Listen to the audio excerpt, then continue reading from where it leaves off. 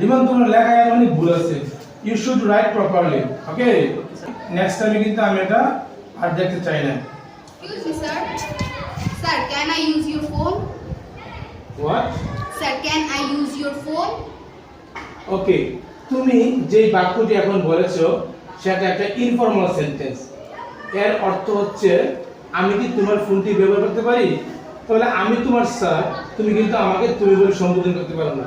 তাহলে তুমি এই ইনফর্মাল সেন্টেন্সটি কার সাথে ব্যবহার করতে পারো? তুমি তোমার বন্ধুদের সাথে ব্যবহার করতে পারো, তুমি তোমার সহপাঠীদের সাথে ব্যবহার করতে পারো, তুমি তোমার জুনিয়র কারোর সাথে এটা বলতে পারো, can I use your phone. কিন্তু তুমি যখন বড়দের সাথে অথবা তুমি তোমার টিচারদের সাথে কথা বলবে, তখন তোমাকে ফর্মাল ওয়েতে কথা বলতে হবে, ফর্মাল সেন্টেন্সে কথা বলতে হবে। তাহলে তুমি তাকে তুমি বলে সম্বোধন করতে পারো না, আপনি করে বলতে হবে।